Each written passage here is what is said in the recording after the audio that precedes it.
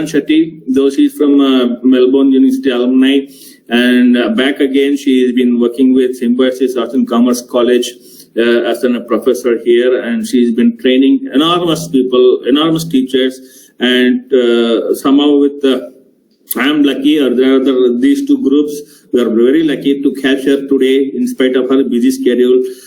Thank you, madam, that you are here within us, and over to you so that, I don't want to kill much of your time. And over to you, madam. Thank you for being with us. Thank you so much for the lovely introduction, sir. I will quickly try to share my screen. Okay, I hope the presentation is visible. Yeah, can we record this? Perfect. Can you record and send to us? Yeah, we could see that, open book examinations and Rubrics and all.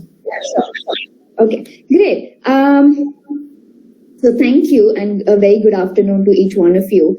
And as sir said, I'm just a budding, a person, a profession in the world of education. And it's kind of been a passion for me, because whenever as a student, I've always looked up to doing things differently, and evaluation is something that really, really interests me. So I'm trying to kind of get deep into it and grabbing whatever little opportunities that we get. But anyway, talking about open book and rubrics. So with regards to open book, I have been, lucky to be on both sides. As a student, giving open book exams at various universities, be it Tel Aviv University in Israel or at University of Melbourne.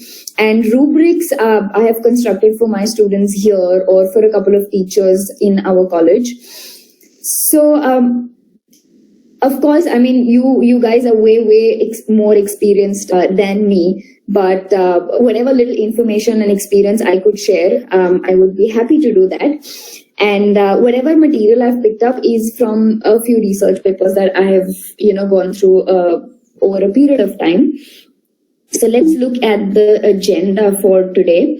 We're going to look at open book exams, the very basics of what open book exams are, what are the variations of open book exams, how it affects student learnings. Of course, everything has its own pros and cons. So we'll also look at the drawbacks. A few points to remember while we are taking up open book examination as a pattern of our assessment, and the good practices. The second part would be rubrics, the basics of rubrics, what are the elements of rubrics, and the little examples that I have constructed based on a few assignments. So I come from a commerce and arts college, so the assignments that I will be showing you are arts and commerce assignments, but nonetheless, we can always meet your individual requirements a little later. So this is the agenda for today. So talking about open book, right? This is a plain definition that you will get on the internet anyway. It's an examination where students get access to the study material in whichever form, and that's how they give their examination. So that's open book exam, and it's been there in India and outside for quite a lot of time. But I think it's gained more popularity over the last few months or the years, because a closed book examination to a certain extent wasn't possible. And the variations could be take-home exams. So take-home exams is where you give students the examination question paper, and you give like say 24 hours or 48 hours. So they have to research, they have to write, they have to present in those 24 to 48 hours, whatever time is limited to them, right? And here they've got no restrictions with regards to what material they can access, what material they cannot access, etc. So take-home exam is where you sit at home and do your exam, which I think we've been doing for the past few months. Now, while I was reading literature on open book and open web, I came across this new term that was open web. Okay, open web is again giving access to internet while writing your paper. Just until a few years ago, we just had open book where we carried like bunch of books to the examinations.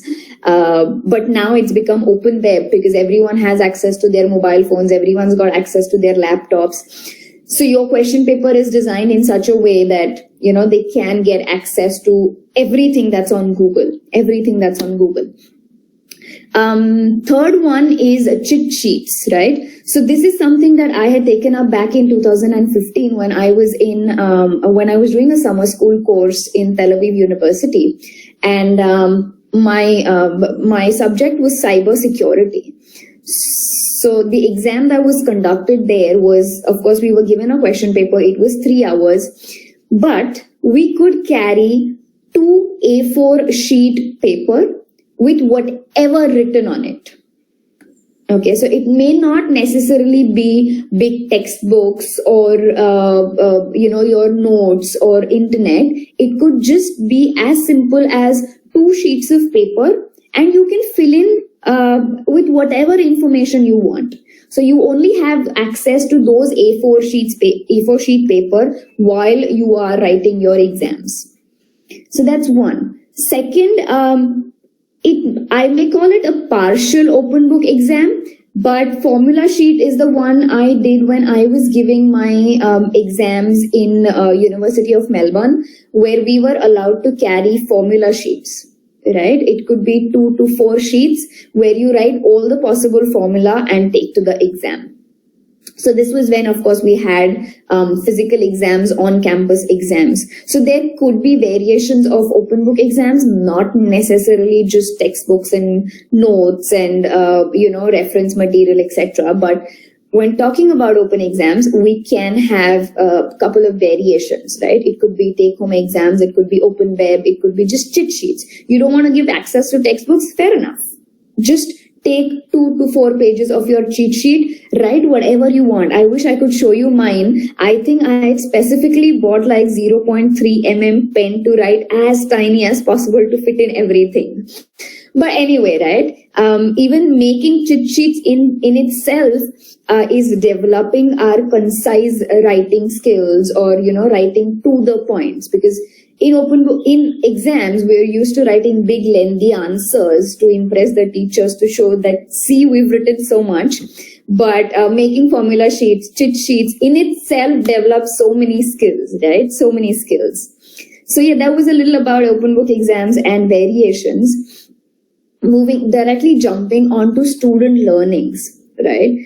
There's a lot of talk that's going around student-centric learning or learner-centric learning, where we are focusing more on the students rather than, specific things that we teach. We're looking at things that are required by the students, right? Making them employable, giving them some research experience, etc. So with open book exams, what we're trying to do is we're trying to encourage higher cognitive levels, right? If you look at the Bloom's taxonomy, we are trying to address the application, the analysis part of the Bloom's, which are the higher order levels. We are getting away with memorization. We are getting away with just recall level. We are going way ahead of that to see if the student can apply, to see if the student can interpret, to see if the student can articulate, right? So it encourages higher cognitive levels. It also stimulates learning. There are a couple of research that specifically talk about, when you're giving open book exam, taking that exam in itself, students are learning a lot, right? Because to look for the right answer, to search the right keyword, they're going through so much of content that in itself stimulates learning. Okay. Second is creative working. They kind of think of creative ways of attempting the exam, be it preparing the index of the notes that they have carried, or making small stick notes here and there. So it induces creative working in them. Fourth, I think, is my favorite one, where we are discouraging memorization and rote learning. Because what happens with closed book, we're mostly testing their memories. Right? Most of the questions that are WH questions, we are primarily looking at, okay, how well you remember what is strategic management, right? Or how well you remember this formula, how well you remember what accounts means, how well you remember what are the principles of a certain thing. But there's hardly any question that actually tests, whether they can apply what they've learned in class. So with open book, that's I think like a stepping stone where we are discouraging rote learning. We're telling them, please don't remember this. You have access to this material while you're attempting the exam, but please think of how you can apply this in real life world. And which is my fifth point here. We are, they're kind of looking at real world operational decision making. When we are giving them open book exam, we are putting them in the shoes of a decision maker. Right? They are the decision maker. Now, let me take a few examples of, say, a doctor or a lawyer, or for that matter, a chartered accountant. When you go to them, he will not directly give you advices. Of course, he will tell you whatever is there on the top of my mind. But if you see, there are tons of books behind them. And when you get into a professional world, we are not testing how well you remember what you've learned in college. But I think it is important for us to tell them how to look for information, how to research for information that you can solve real case problems. Whenever a lawyer has a case, he of course goes through so many laws. It's practically not possible for him to learn all the laws and rules in India or wherever, right? So we are, with this, we are also, we are primarily encouraging them to approach real world problems, but also kind of enhancing or honing their skills. I think I was reading some article and I came across this word called Googling. And what they are saying is Googling in itself is now becoming a skill. Because if I give you a case, you might find some different answers, I might find some different answers, and those answers are going to be based on the keywords that we search, right? So researching is a skill that we are honing or trying to enhance, writing or looking for the correct keyword. Right? If you just put some random word, you're going to get a random response. But to able to think that if I want this to be the answer, or if this is my question, what exactly am I supposed to Google? In open web exam, of course, Google to my help, right? So I have to really think of keywords. I really have to think for avenues of research. Like, okay, Google Scholar is one. Is there any other portal where I can get research papers?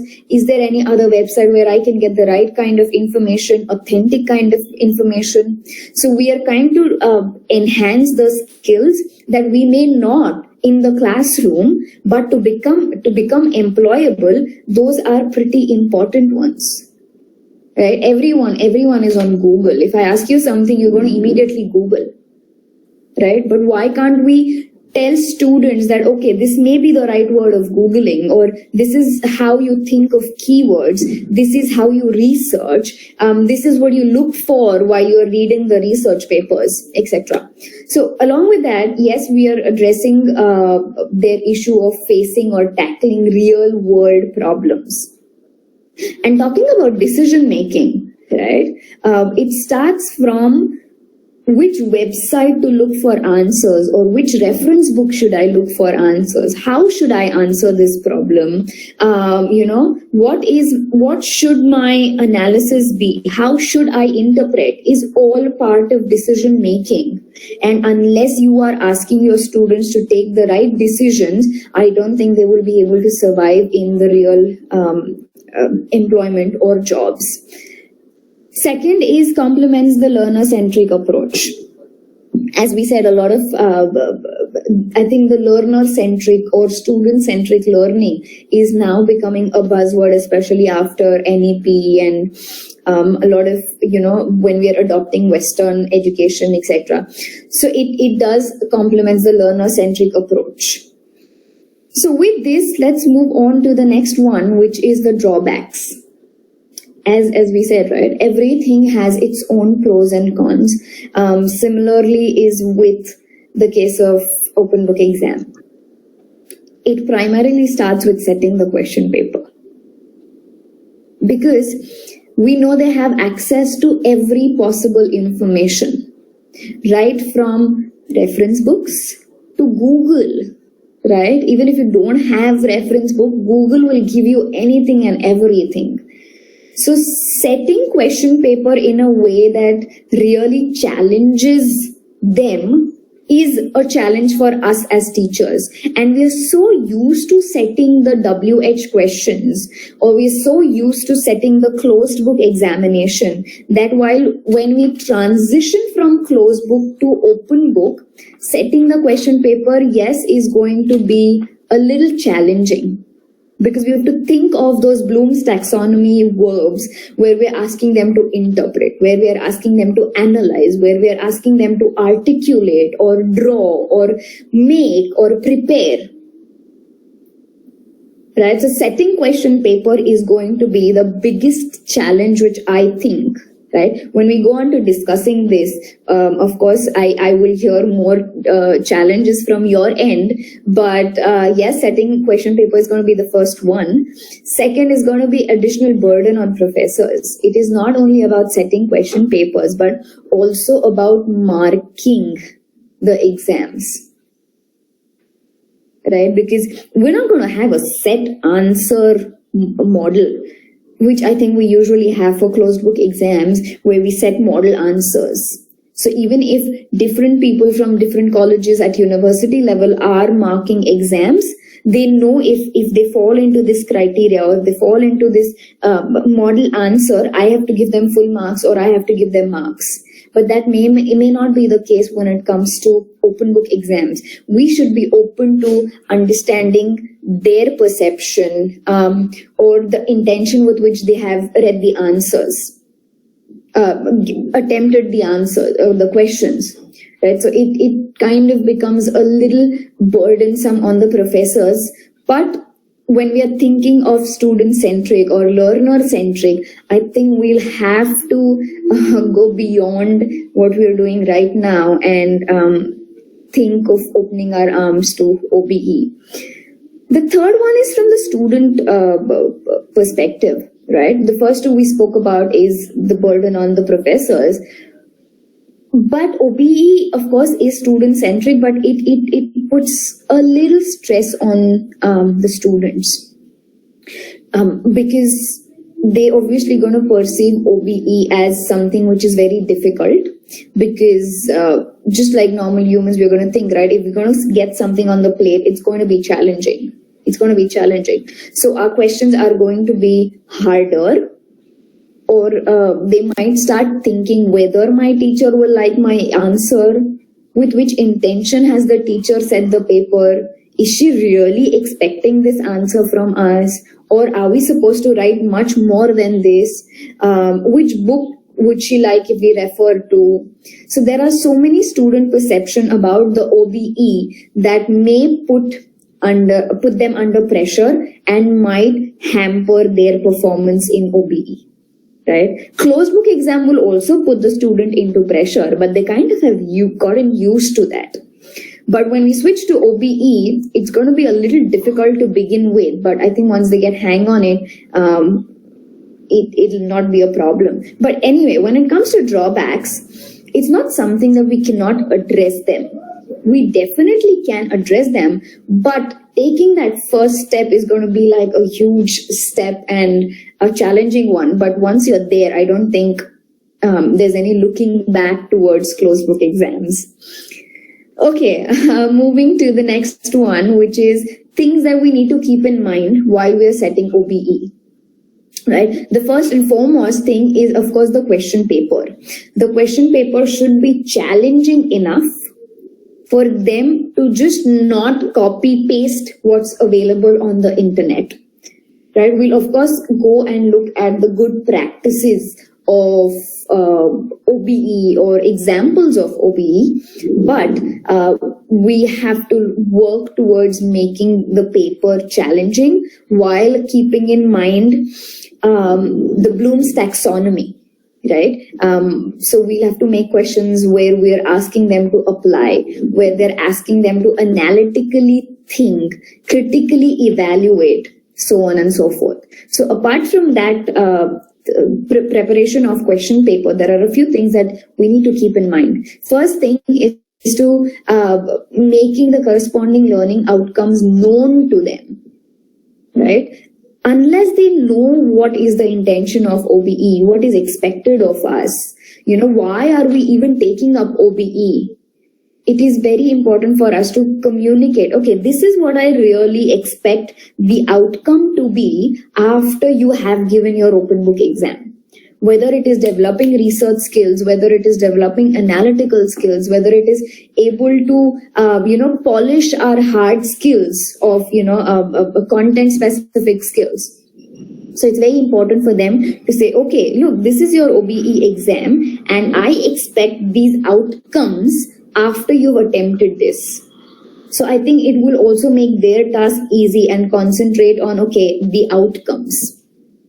Apart from that, I would suggest to go through this open book concept once in the class before they're actually, they've been pushed into the swimming pool even without knowing how to swim. So it'll be always a good idea to maybe say, go through a case study, give them a case study in class, ask them that you've got 20 minutes and you have to go through, use Google, use books, you do whatever you want and come up with the answer by the end of 20 minutes or 30 minutes. So at least they get a hang of how they need to really work through the open book exam. Third one is, questions, of course, need to be challenging, but we also have to keep in mind the time. It needs to be realistic and it needs to be manageable, right? Because if they think that this is a big case and they may not be able to do it in the fixed time, that will put them in another level of stress.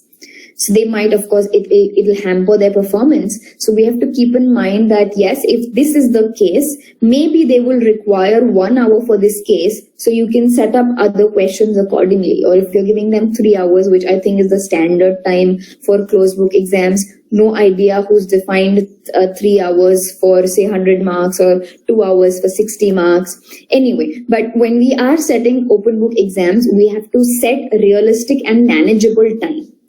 Maybe you can give them a day to work on it. Or if the case studies are small, caselets are small, you can give them 3 hours or 5 hours or whatever. But it should be manageable and realistic, right? I'm sure we can get a hang of it while we are preparing the case. Second, say suppose we've got accounting paper or any specific subject that needs specific formats. For example, coming from an account background, I will give you an example of accounting. My final accounts need to be in a particular format, A needs to come first, B needs to come later, Z needs to come, so on and so forth. So I have to make my format expectations very clear to them. Unless I am making my expectations clear to them, it is unfair on my part to mark them on those not communicated expectations. I think this really happened with me when I not exam, but my assignment, right? When I gave them my first assignment, I never made my expectations clear. I just gave them like a basic, okay, your report needs to be 3 pages, it needs to follow this format, etc. But what do I really expect from them wasn't communicated. And then when I started assessing them, I was like, oh, no, they did this, they did that, they shouldn't have done this. But I don't think it would have been fair on my part if I would have marked them on those expectations, because I never communicated my expectations to them. And my last point here is about communicating expectations. And a person who's worked on rubrics, I think nothing better than rubrics to communicate your expectations. Because it gives them expectations right from getting 10 marks to 0 marks. So we obviously will talk more about rubrics, but for me, rubrics has been like the easiest and the most convenient way of communicating my expectations from them, whether it relates to the content, whether it relates to format, whether it relates to references, anything. Rubrics is my go-to person. Okay. If you have questions, please don't mind interrupting me. I'm more than happy to take them. But otherwise, anyway, we've got some time for question answers at the end. Okay, so these are some examples. Is there any questions to ask about the open book examinations? Okay, I have a question for you actually. So these things holds good for any normal or very sounded student. How about students with having a physically disabled or rather physically challenged students, and how we could able to fit this thing in open book examination when it comes to the time bounded open book examinations? Right. So basically, I'll tell you what used to happen there is we always gave them special consideration. Depending on how specially able they are, they always got some kind of consideration, whether it is getting a writer or giving them extended time. So we can similarly incorporate that even here, right? When we know that, yes, they are specially abled, we can maybe extend some time to them or give them a reader, give them a writer, whatever they need, we can address those issues. And I don't think that's going to be unfair because that is the basic need for that particular student. I got it. Yeah. Thank you. Oh, good. Okay. Moving to the good practices, more than good practices, these are just few examples of how maybe you can take open book exams. So one is to solve problems, right? Which could also be done in closed book exams. But these problems could be something that are of real in nature. Right? For me, if I have to give you an example, maybe I could give them a balance sheet and a profit and loss account, ask them to solve ratios, and then ask them to interpret that. Right? So they've got access to information to see how it's interpreted, connect that to the numbers in the financial statements, and then write their answers. So that's one example. Second, you can build a short scenario. Right? Any scenario, and then ask them to apply whatever learnings they've had over the semester or the trimester or the year. So applying their learnings. Third is to present data and ask the students to interpret and analyze it. It could be any data, right? It could be qualitative data, it could be quantitative data, anything, and you are asked to interpret and analyze those numbers. Second, is create a plan or mind map or business plan, right? So one of my exams was to create mind map. You think of a business idea and put it on a mind map. So I get to know, okay, these are the elements of business that he has understood from whatever he's put on the mind map. There could be few aspects missing. But I know, okay, when I've taught them something about business, this is what he's put on paper, and this is what he's learned, or I can kind of gauge his learning or understanding of the course. So these were few examples, but rest, it's going to be kind of different for a BCom course or for a BSc course or for a technical engineering course or medical. It's obviously going to vary. So we will have to kind of sit and alter that, keeping in mind your student strength, your teacher-student ratio, your syllabus, etc. And of course, your POs and COs play a very important role when it comes to evaluation, because that's how you really check whether your POs or COs have been met. So again, evaluation is very important. So I think it's time for us to kind of revamp or, put some innovative tadka in our evaluation system and go ahead with OBE. I'm sure most of you have already adopted OBE as one of your end semester assessment exams. But if not, it's a good idea even after coming to college physically. Right? It's going to be a good idea, and it focuses on student-centric learning. So, and research also has shown that, they kind of put in more efforts in learning when it comes to open book exam. When they know that it's going to be open book exam, it's going to be much more, or it's going to be beyond what's in the syllabus, right? Syllabus is going to be black and white. Okay, you have to study this, and this. But when it comes to application, it's going to be beyond that. So they start kind of, preparing themselves, start collecting data, start collecting notes, etc. So their learning over a period of time also enhances. And as I said earlier, that exam in itself stimulates a lot of learning. So that was about OBE. I'm sure most of it you might have already known, but after this, I am hoping that you'll deliberately give OBE a try, and we can always sit and work on OBEs if you wish to. Now, moving to my favorite part, which is rubrics. Right? If talking about rubrics, what is it? What is a rubrics? So when I asked this in one of my workshops, and I was like, what comes to your mind when it comes to rubrics? They're like challenging. So I was a little taken aback, but nonetheless, when you say it's challenging, I agree it is challenging, but your perception, your thought about rubrics is something that is stopping you from going ahead with that. Right. So if you have the same word in mind saying that it's complicated or it is challenging, I think it's time that you go beyond that and think of how it will really benefit us. Right. So it's nothing but it's setting expectations for an assessment. Right. Rubrics is where you articulate or communicate your expectations about the assessment and you list them. Right? Okay, this is what I expect. 1, 2, 3, 4, and 5. And it also describes the level of quality that you're expecting from them.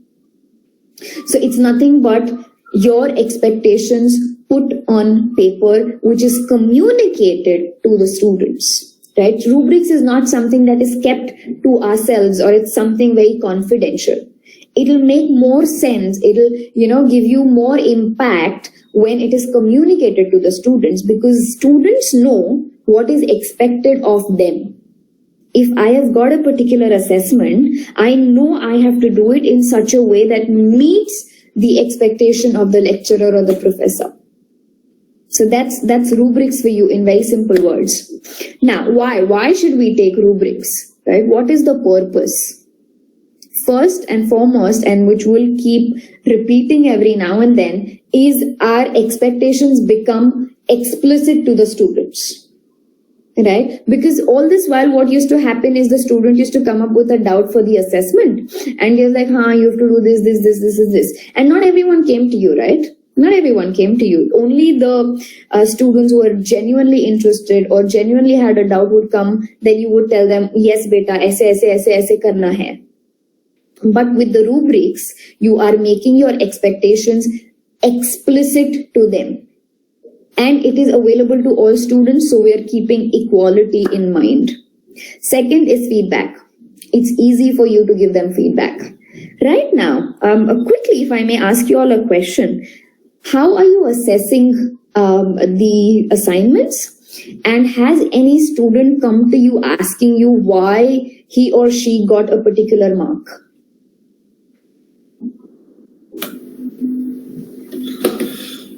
See, as a teacher to the affiliate university, then almost around 10-12 years back, this thing happened to me when I gave the assignments and more of the handwritten assignments. Students approached me, sir, you have given 7 for that one of my friend, and you have given awarded 5 or 6 to me. What is that? That was the reason where I used to get right up, but I always used to say that I could find a grammatical mistake. I could be able to find a clarity of writing in your field, writing skills.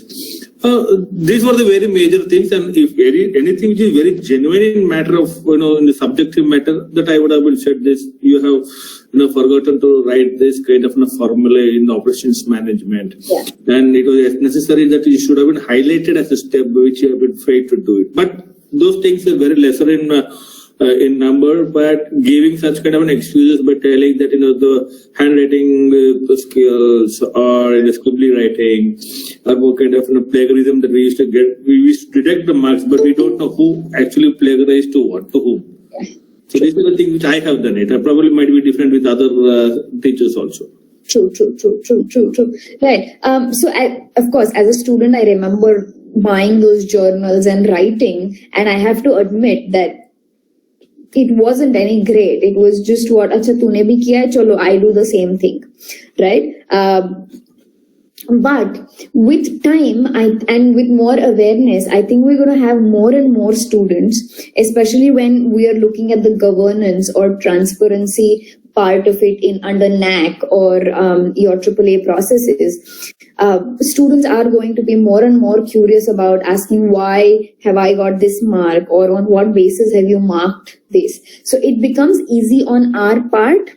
And when you communicate the rubrics to them, hardly any students might end up coming to you because they know where they fell in that rubrics, right? Maybe this was missing, which is why I've got 7 and not 10.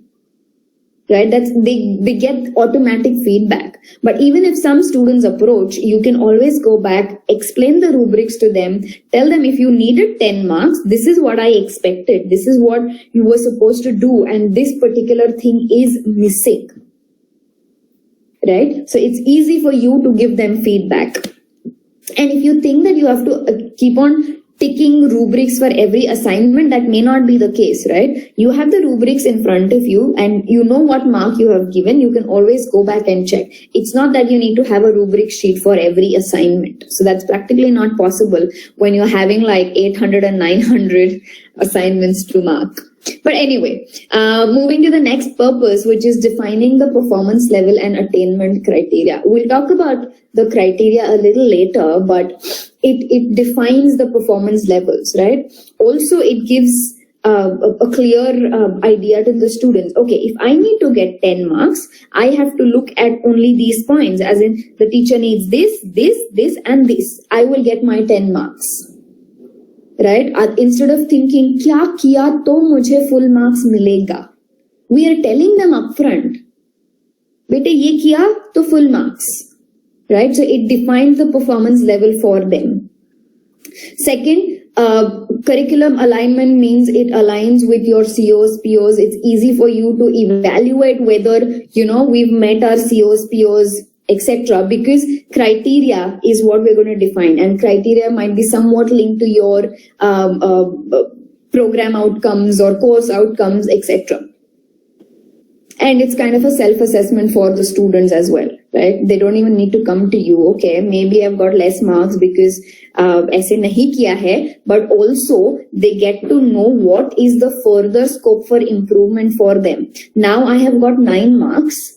If I have to go to the 10, I have to do this 1, 2, 3, 4, 5 points. So it acts as a self-assessment for the students. Now advantages are basic, right? One, transparency and positive impact on the students, right? Because whenever I give feedback, this is the practice that I follow, I talk about the good things first. I said like, yes, you've done this, excellent use of research, this, but this is a little missing. So that is done by rubrics. And there's some kind of transparency between you and the students. Instead of hiding how we've marked, we're being open and transparent about, okay, this was missing and this is why you've got so much marks. So we're kind of having transparency between the student and the teacher. It's free of bias, it's fair, and it's uniform. And uniformity comes into picture, especially when you have hundreds of students and tens of teachers marking the same assignment.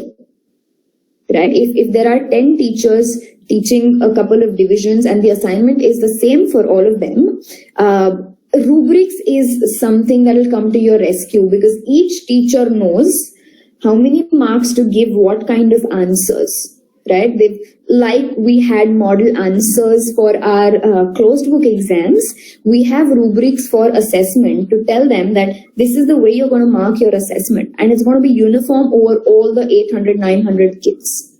It's going to be free of bias, because we don't, not completely, of course, as humans, there's going to be some degree of biasness, but to some extent, we're kind of trying to reduce and bring it down.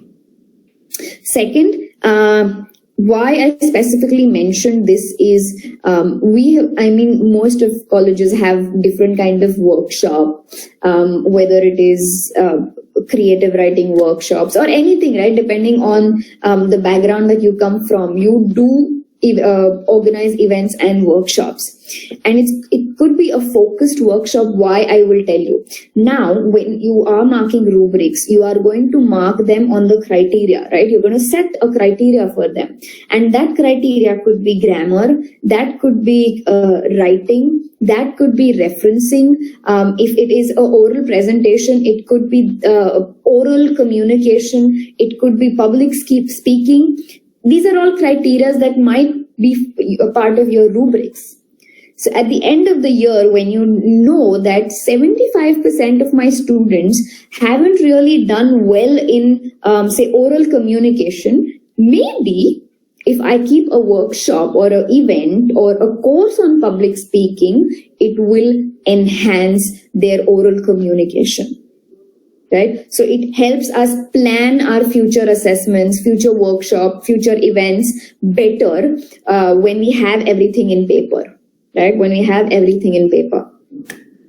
Okay. Now, these are the elements of rubrics. There are only 3, right? And this is how your rubrics looks like. Now, when I'm talking about level of performance, I'll start with the level of performance first. Depending on how many marks you've allocated for that assessment, right? It could be 10, it could be 5, it could be 50, right? When you have 50, it's practically not possible for us to define 50 descriptors.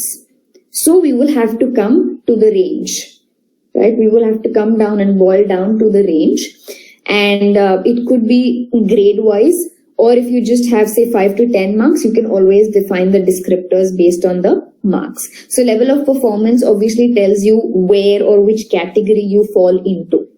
Criteria is the points on which you're going to evaluate them, right? First is the presentation. Second is how well they've written. Third is how well they've orally presented it. It could be content. It could be analytical. It could be application. It could be articulation.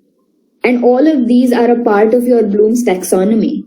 And when you look at Bloom's taxonomy, we do use COs and POs. We use Bloom's taxonomy to come up with our COs and POs. So somewhat we're trying to align our curriculum using rubrics. Anyway, so criteria is the points on which you're going to evaluate them, and descriptor is your actual expectation. Right? So for example, we will obviously look at the exemplars, but descriptor should be that, okay, if you want 20 to 25 marks, your presentation has to be X, Y, and Z. Aishwarya, Yes. I'm sorry to intervene here. Okay. Before me forgetting here, is that the range of marks which you have specified, is it necessary to have a regular interval, or shall I make it more of relative in nature? It is as per your convenience, sir. Okay. Because your assignment is going to be different than mine. The allocation of marks is going to be different. If you think you want some other level of performance, you can do it as per your requirement. It could be as simple as GPA, grade points. Okay. Because as I see here, it was more of it was more kind of a frequency level, 0.5 marks ka jo intervals later where you set it up to 25 marks. Right. But there are certain courses when it comes to the engineering or visual arts, it could be very different way of marking. My range of marks could be different to the each specifications, like 0 to 5 could be one element. From 6 to 20, I could keep it one parameter, and thereafter, up to 50 or 25 marks. So I just wanted to confirm whether necessary. I'll tell you, sir, what happens with this, right? If now that you've said 6 to 20, for example, with rubrics, we're primarily focusing on reducing the subjectivity of marking. Right? If you didn't have rubrics, our marking is pretty subjective and biased. So if your range is going to be higher, somewhere the intention of reducing subjectivity kind of dilutes. Okay. It might not necessarily give me the trajectory which I'm expecting. Exactly. So instead of A plus, B or pass, you could also have excellent, satisfactory, very good. That is also fine, depending on how you're really marking them. If you're giving them grades, it could be grades. If you're giving them marks, it could be range of marks or 1, 2, 3, 4 till 10. Okay. Till you're able to define your descriptors, you can go on. Okay. But keeping the range wide is just going to make our task difficult, because if you have the same descriptor for 6 and 20, the student is again going to come to you and ask, sir, why 6 and why not 20? Okay. And falls on the very same grade if I have to be very precise in that. Exactly. So it depends, like how we used to do. If you have 5 marks of oral presentation, so define criteria for those 5 marks and different criteria for your oral presentation, as in how was your PowerPoint presentation, how did you stand, what were your body language, etc. And then define 5 descriptors. And Okay. the other 10 marks could be for report, other 10 marks could be for your PowerPoint presentation, so on and so forth. Okay. Now, having said about the criterions level, thanks for clarifying with the range of marks. Now, talking about the descriptor, the criterions part. So, is it very much essential to be defined by the course owners, that is the teachers, or shall the examination department can be able to give the bucket of criterion so that the teachers could able to pick it from the bucket and so they could adapt it for particular courses? Right. No, I would strongly suggest that the rubrics is set by the individual teacher who is giving the assessment. Right? If I am giving the assessment, I can't expect you to define my rubrics. So I'm talking about the generic, not the specific one. Yeah. No, generic also. Whoever is setting the assessment or who is going to mark, whoever is setting the assessment should ideally do the rubrics and define, because when we are giving assessment, we're also we have some intention behind giving those assessment, right? And that's exactly what is going to translate into criteria. I want the students to present well. I want them to write concisely. I want them to speak to me or present and not read while they are, making a presentation. So these are the expectations which get converted into criteria. Okay. So, okay, I got your point. I got another question. I think that I'll keep it for the last after the presentation. Okay, so we're going to move to preparing a rubric. So this is a pretty generic process of preparing rubric. It will be different for different stream. It will be different for different assessments. But a generic one is what we will discuss today. Is first, you will have to chalk out a plan for your assessment.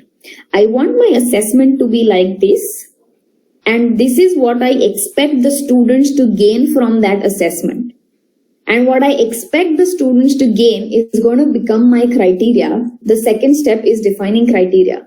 So if I want, as I said before, if I want them to write concisely, concise writing or writing skills is going to be my criteria. If I want them to apply a particular concept, then that is application of, say, for example, Bloom's taxonomy. Application of Bloom's taxonomy is going to be another criteria. So whatever I expect will get translated into criteria. Then the third is we are going to decide the level of performance, right? Depending on whether we are grading the assignment, depending on whether we are marking the assignment, you will define your levels of performance, whether it is 1 to 10 or it is say 0 to 5, 6 to 10, so on and so forth, whether it is going to be A, O, A plus, B, C, whatever. Then whether it is going to be excellent, very good, satisfactory, needs improvement, it is all, there is no hard and fast rule for it to be in a particular way. It could be altered depending on the stream, depending on the assessment, depending on what is your expectation of the assessment.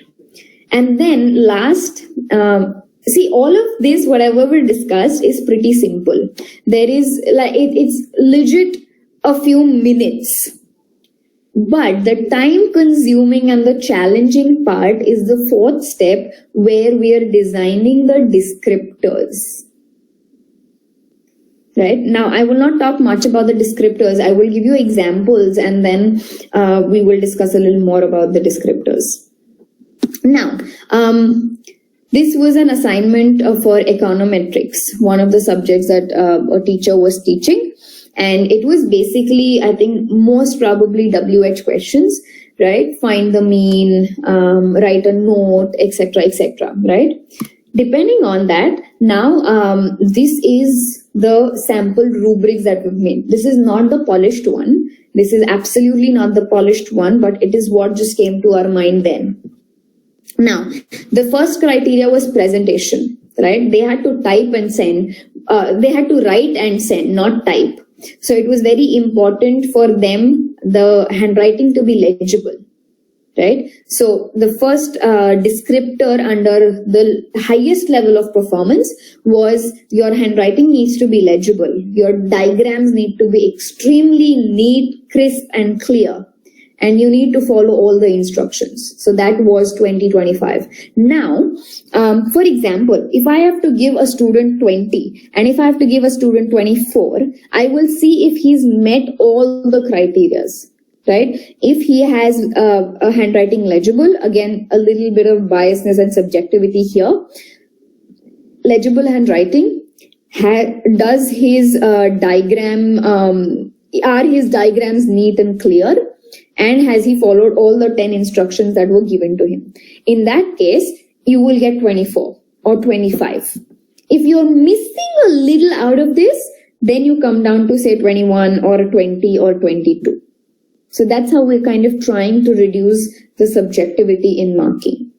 So for the presentation criteria, the weightage was only 10%, right? So we always see how we're going to go ahead and calculate the exact mark for the assignment. Now, iterations. Right? Then iterations had their own descriptors. Your steps are clear. Formulas have been written, your final answer is clearly mentioned, you have reasons, you've got interpretations, etc. So each and every level of performance we had described, or you had descriptors for iteration, and it had a weightage of 55%. Second is concept application, right? So whether your inferences were to the point, whether you had labeled your diagrams clearly, etc., etc. So concept application had 35. Now, this is how we calculated the final mark, right? So this was, so depending on this, right? So one aspect was in the highest level of performance, and the other two were between 15 and 19. So I have taken random marks. There's no, intention behind this as of now, since it's an example. So for presentation, he's got a full 25 marks. Iteration, he's got 18, and concept application, the student has got 19. So we multiply that with the weightage, and we finally get the weighted average mark. We add it, and we get 1905 out of 25 for that particular assignment. Okay. Well, actually, when it comes to the, attaching the weightage for each criterion, is it again falls with the course owners that, to define the weightage of that, or just generally they give some odd numbers to make it 100%? No. It again depends on what are you really emphasizing on, right? Now, what I'm expecting from a student. Right. So it is again linked to the learning outcomes. If we really want the students to be able to iterate your problem sets, then we've placed the highest percentage there. Presentation matters.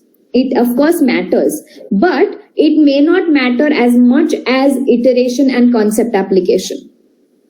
Okay. So again, it depends on what you're expecting, what are the learning outcomes, and to what extent do you really want to meet your POs and COs. Okay. Say suppose there is a course which I'm taking up where visual presentations are higher when it comes to the concept of basic Right. application. Right. Should I be as a teacher? Can I be able in a position to give the higher weightage given out of the proportion? Say suppose here in your case you are given 10. I would like to give 80. And for other two criterions, if I have taken 3 criterions, I give 80, 10, 10. Will it be any questionable thing that why you have given 80, why not 10, 10? Why not with a very fair amount like 50, 40, or something like that? No. It's your individual discretion, right? It also depends on the learning outcome. If you really want the students to do excellent in visual presentation, that's where you have to place the maximum importance. Now, why I ask you is, today, as a controller, as a director of examinations, I might be able to say so that, give your own weightage. Yeah. But point is, tomorrow, the teachers will do by their own. But is it, from my end perspective, I am looking forward a justification from the teacher. True. Just as you said, so that, 80, 10, 10, 10, 55, 35 can make some boil down to some percentage marks and, we could able to avoid it. But tomorrow, if some person asks me, or the university academic leadership ask controllers, what criteria the weightage was predefined by the teachers. Do we have a right to know about that, or will we have to leave it to the course teacher? Chalo, aap jo bhi karega, to hum accept kar denge. Aise kuch rahega iske? No, see again, sir. Even if they are deciding the weightage, there has to be some rationale to it. Okay. You cannot be just assigning 20, 30, 40 is looking very fancy to me, so I will attach that. But why am I giving presentation? Now, in this case, presentation was important because I wanted their handwriting to be legible. Okay. Right, so I had to assign marks to that. But primarily, I am focusing on how well they are being able to iterate, how well they are able to apply the concept. So that is where my importance is placed. Okay, I understood. Because it actually varies from engineering to visual arts to paramedical to law, a lot of branches. So that's what I wanted to know. Yeah. So for example, if you are taking the example of performing arts, right, you may not give a lot of importance to the research they have done before performing a particular art. Right? Your importance is going to be how they present themselves on the stage or how well they've delivered their dialogue, irrespective of what their dialogue is, how well they were able to deliver it. So again, it depends on your learning outcomes of the assessment and where you really want to place that importance. So of course, you cannot have it just for the sake of having it. You will need to have some rationale behind it. Okay. So because everything boils down, as you just now said, for AAA or for NAC accreditation, there must be some documentation, rational documentation, why this course was being given this weightage, this criterion. In that way, as the auditors, internally, I will say that as a directors or control of examinations, we have a right to understand. But is it legitimate to ask the question as because you said that everything falls on the course owner? Yeah. Is it legitimate to us to ask it and demand a scientific explanation whenever the outside agencies come and ask for the audits? That's all. Yeah, of course, sir. We are accountable to whatever we are doing. Right? So even if we are taking up a course in a particular way, it needs to have a rationale. Just because you are the course owner doesn't mean you can do it the way you want. So everything that you do, and especially with so much of prominence and so much of importance now placed on POs, COs, PSOs, etc., we need to somewhere match all of this with that. What if my course outcome is that I will become a good presenter? So how are you going to assess that? through one of your assessment, and that assessment will place a lot of importance on the presentation. Okay. So these weightages and criteria are anyway directly linked to, meeting your POs and COs. Okay. Yeah, that's true. That's true. Yeah. Okay, so this was econometrics. This is an example of a political science where the teacher had shown 2 videos in the class, and students on women empowerment, and students were supposed to comment about the women empowerment and the concept related to women empowerment, etc. So the teacher thought understanding the concept of women empowerment was important to the extent of 30%, right? They should be able to write, right?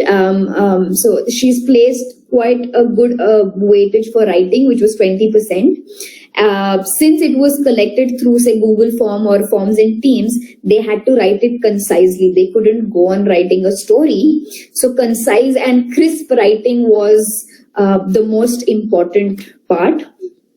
And then obviousness of the review. So what she meant by obviousness of the review is your review shouldn't be obvious, right? You don't tell me what I already know.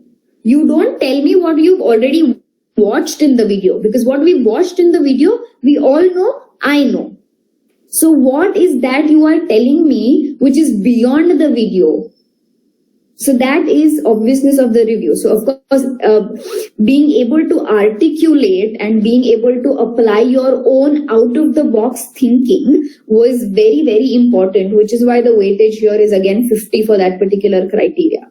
So if you have to get the highest level of marks, it says the review is out of the box and convince a biased reviewer. Now, for example, if I have a particular bias towards a particular concept, you are able to convince me in a way that I am say like, okay, maybe that also might be the case. So you have that convincing power to, think otherwise when you are biased toward a particular concept or a particular side. So that was her descriptor, which we sat together and came up with. And if you fall like in the last category, it says that the review is very obvious. So your thinking process, the last criteria assesses your thinking process. So she's saying that your thinking process is very limited to what you've seen. You cannot go beyond what you've seen. So this was for political science. Then the other rubric that I prepared was for corporate accounting. So they had got a particular assignment where they had to post ledgers and draw format and post adjustments, etc. And here the weightages were clearly defined. Right? So if you post ledgers, you get 10 marks. So maybe they had like 10 or 20 ledgers that they had to post. So either 0.5 marks or 1 mark. So it was clearly defined. So defining the weightage in such numerical thing becomes comparatively easier, because we know that writing a formula will be 1 mark. Solving the formula will be the other mark. Writing the final answer will be another 2 marks, so on and so forth. So this was written, and this was how the rubrics was done for them.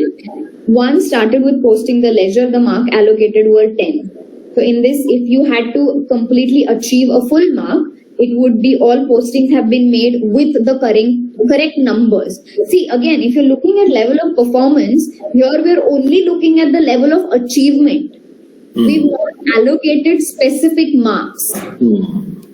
So in this case, you have completely achieved means you get full marks. It's like a sign die, do or die. If you don't completely take all the marks. If you've not done it, it's 0 for you. Simple. Right. Absolutely. Right. That's where the not achieved portion comes into picture. You've posted wrong numbers. Your ledger names are wrong. Your ledger balances are wrong. So obviously you're not going to get marks. And partially achieve depends on how many ledgers you've posted, whether they are correct, etc., etc.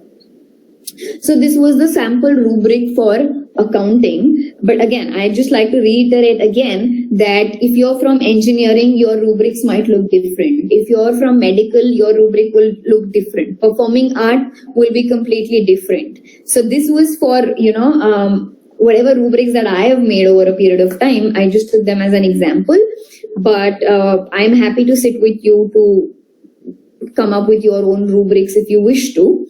So with this, I stop my talk. I hope it was useful to some extent, and at least a little motivation for you to look into OBE and rubrics as something, need of the hour in today's educational world. So that's it from my end. I am open to questions. More than questions, I think I'm open to discussion. So yes, if you have any questions or if you have any discussion points, I'm more than happy to take them. Thank you. Your QR code, for the first time that I'm looking at, the contact card through the, QR, especially the presentation, sounds good. Well, thank you. It was a good, excellent presentation. Much of the people, when I speak about OBE, most of the people speak about the outcome-based education. Yes, of course, how OBE can also be part of this open book examination. OBE, that is also a well-versed one. Yes, as much as 31, COEs joined today from both, from Council of Examinations as well as the Registrar Grade Association. I highly appreciate to this. To all my friends, professional friends, if you have any questions, you might ask it. And the language should not be a barrier. I hope that I should be able to translate any language to convey the actual meaning to the resource person.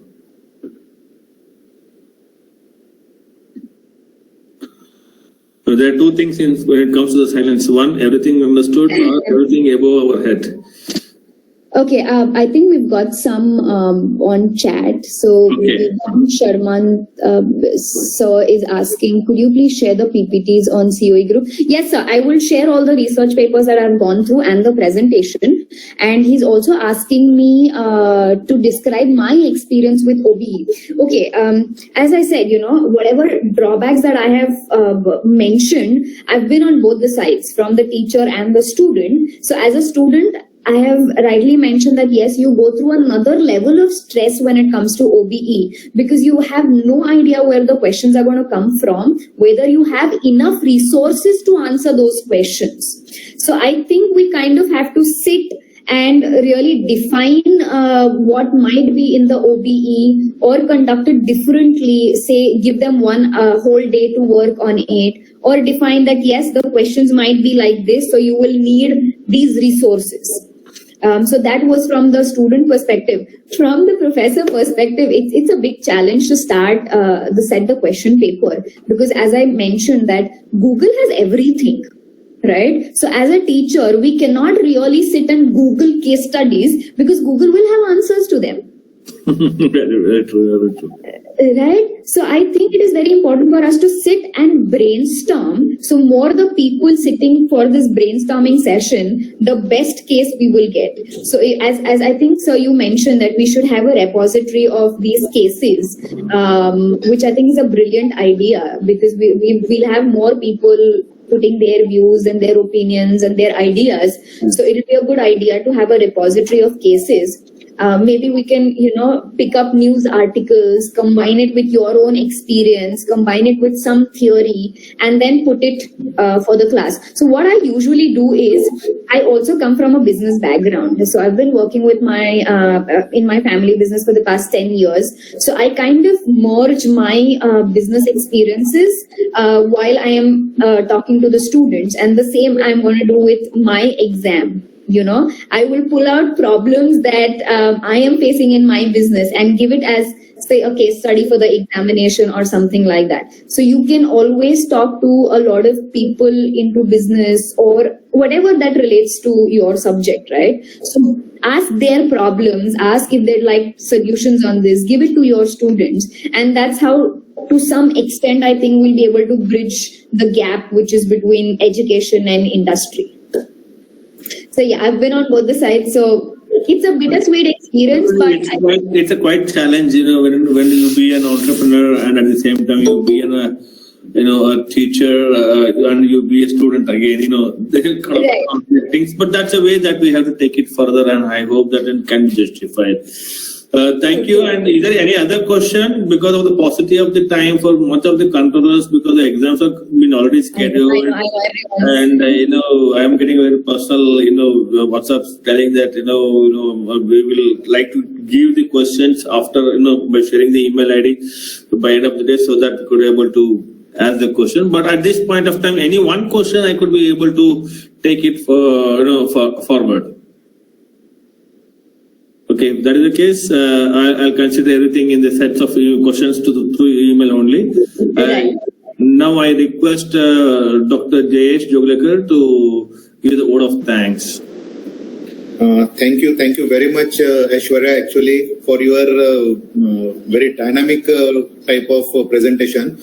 It is dynamic by two ways, because you experience the OBE and rubrics in both the directions. As a student also, as a staff also, you are implementing it, and it gives really a good real-time experience for the particular OBE things, especially in the open book examination. Because what we think about the open book is nothing but giving the questions, students solving those questions with opening their books and chit-chatting by their private WhatsApp group and exchanging the answers. Of course, it is not, because it gives more efforts. It is needed more efforts by the teacher as well as the particular university to run such type of examination.